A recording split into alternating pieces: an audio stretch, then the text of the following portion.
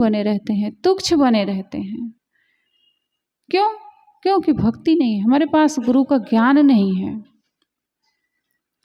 मनुष्य जीवन मिला और ऐसे ही व्यर्थ चला गया। हमारे संत जन बोल रही थी ममता, मुझे एक कहानी और याद आ रही थी कि कहानी कहते हैं हमारे संत लोग, बुढ़िया मर गई बचपन में। कैसे बुढ़िया बचपन में मर गई यशवंत भैया? एक बुढ़िया थी जो बचपन में मर गई। कैसे मर गई बचपन में वो? यही है भक्ति का फल। हाँ,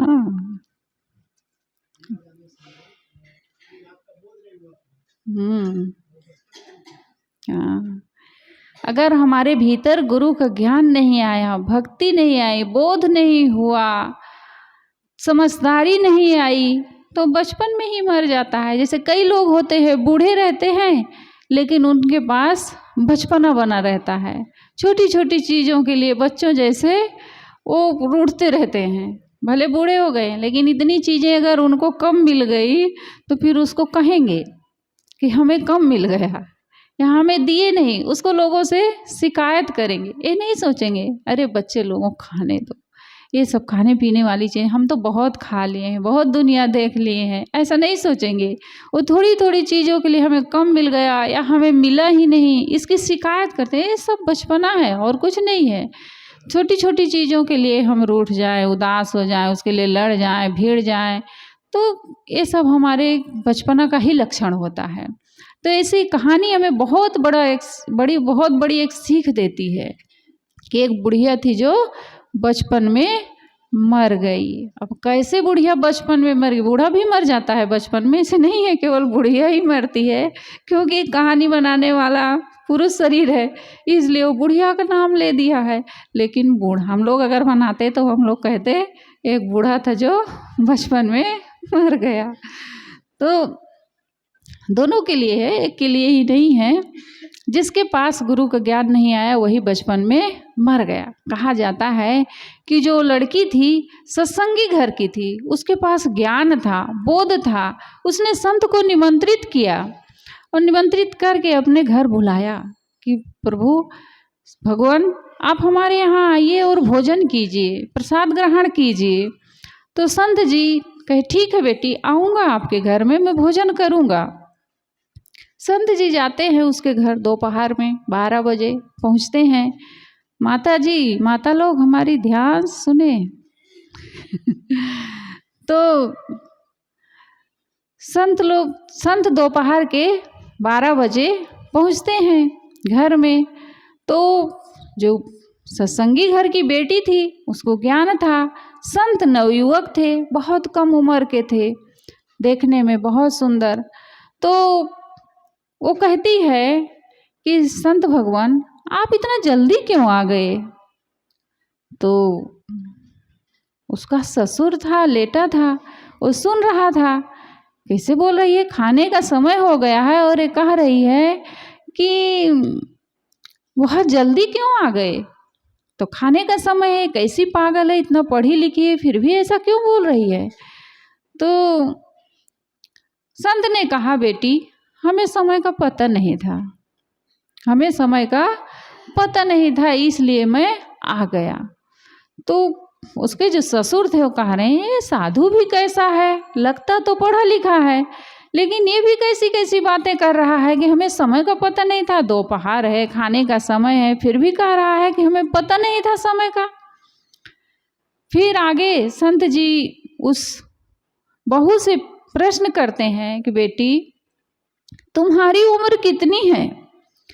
तो लड़की कह रही है, वो बहू कह रही है, उत्तर दे रही है कि संत भगवान हमारी उम्र अभी 5 साल है।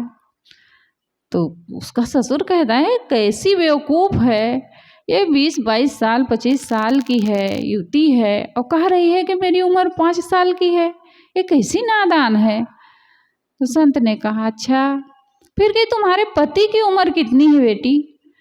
तो कहती है कि भगवान मेरे पति की उम्र तो अभी 2 साल है। कहते हैं अच्छा ठीक है, अब उसके ससुर का तो दिमाग ठनक गया, ये कैसी पगली है, कह रही है अपनी उम्र 5 साल की है और अब मेरे बेटे की उम्र को कह रही है कि 2 ही साल की है। फिर संत पूछते हैं, बेटी तुम्हारे सास की उम्र कितनी है? ससुर जी का तो दिमाग ठनका है, उनको पता नहीं क्या है बता देगी। तो कह रही है कि भगवान मेरे सासू की उम्र जो है वो 6 महीने है। कहे अच्छा, वो तो बिल्कुल तमतमा गए हैं कि ये कैसी पागल है कि कह रही है 6 उम्र है, वो पूरा 45 साल 50 साल की हो गई हैं और ये कह रही है कि वो 6 ही महीने की है। फिर कहते हैं कि बेटी तुम्हारे ससुर जी की उम्र कितनी है? अब तो ससुर जी बेचारे एकदम घबरा गए हैं, मेरे लिए पता नहीं क्या बोल देगी ये। तो कह रही है कि भगवान मेरे ससुर जी तो अभी पैदा ही नहीं हुए हैं, अब तो उनका और पारा गर्म हो गया, जाने दो इस साधु को, तब तुम्हारा बताता हूँ। तो फिर कहते हैं संत जी, बेटी तुम बासी खाती हो कि ताजा खाती हो? अब ससुर जी और बेचारे पागल हो गए, अब तो मेरी नाक गई कटी, पता नहीं क्या बोल देगी ये। ससुर जी का वहाँ से सुन रहे बैठे बैठे, कान लगाए हैं और अब पता नहीं क्या बोलेगी ये। वो कही भगवान ताजा कहाँ खाने को मिलेगा, अभी तो बासी ही खा रहे हैं। ससुर जी तो सोच रहे हैं कितना जल्दी ये साधु जाए घर से हमारे।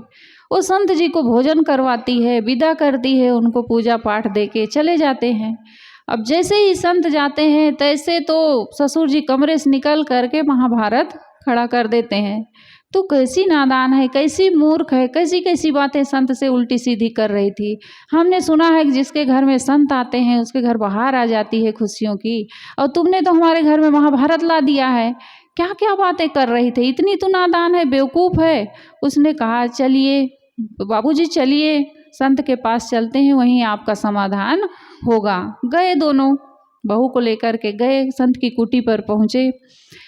कहा कि सरकार आप हमारे घर गए, हमारे घर में महाभारत छिड़ गया है आपके जाने से। हमने सुना था संत जहाँ आते हैं वहाँ तो बसंत आ जाता है, और आपके जाने से तो हमारे घर में महाभारत छिड़ गया है। आप कैसी उल्टी सीधी बातें कर रहे थे, ये बहू भी मेरी पागल और आप भी पागल, इतना नहीं समझते हैं? कैसे कैसे आप भी प्रश्न पूछ रहे थे और ये कैसे कैसे उल्टे सीधे उत्तर दे रही थी। उन्होंने कहा कि भाई मैं सही उत्तर दिया हूँ। बहू ने आपके पूछा कि भगवान आप इतना जल्दी क्यों आ गए? तो मैंने कहा समय का पता नहीं है। तो कहे ऐसा क्यों बोले आप?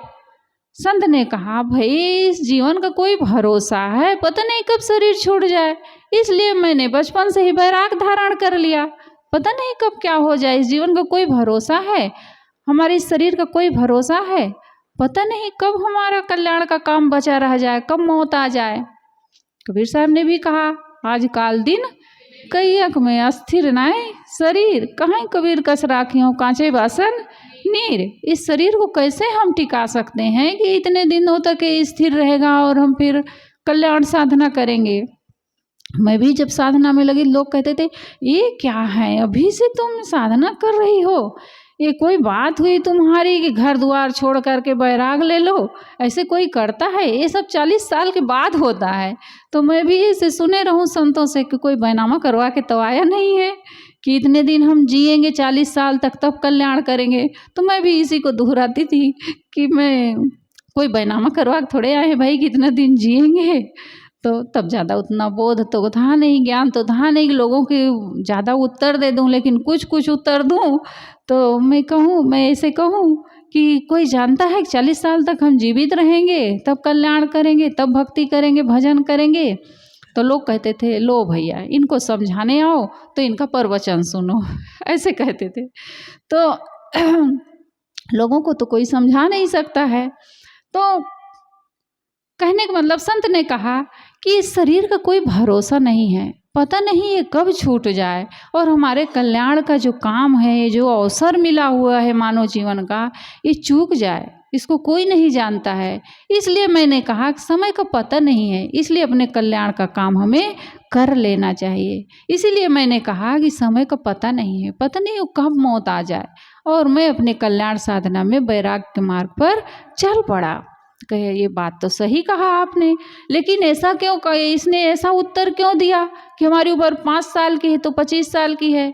संत ने कहा कि बताओ बेटी, तुम ही बताओ कि क्यों तुम 5 साल की उत्तर दी हो, मैं 5 साल की हूँ।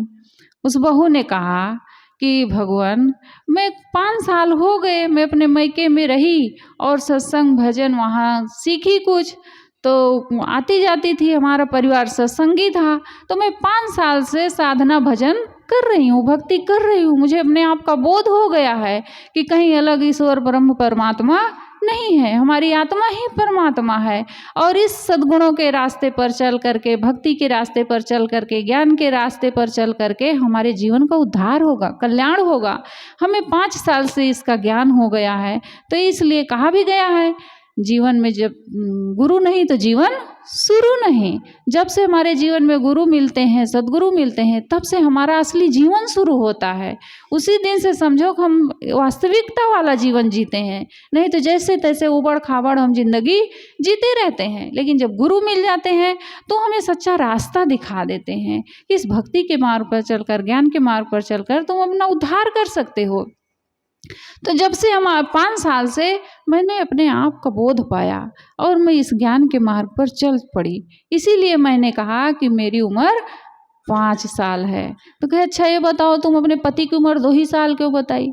तब उसने कहा कि पिताजी 2 साल में आपके घर इतना दिन आए हो गए, बहुत कहते सुनते, अपने पति को बहुत समझाते समझाते 2 साल से मैं सत्संग में ले जा पा रही हूँ। इसलिए मैंने कहा कि 2 साल के हमारे पति जो हैं वो 2 साल के हैं, 2 साल से वो भी सत्संग भजन में जाने लगे और कुछ कुछ उनको अपने आप का ज्ञान हो गया है, वो भी भक्ति कर रहे हैं। इसलिए मैंने कहा कि हमारे पति देव 2 साल के हैं। तो कहे अच्छा बताओ, तुम अपनी सासू के क्यों कहीं 6 महीने के हैं।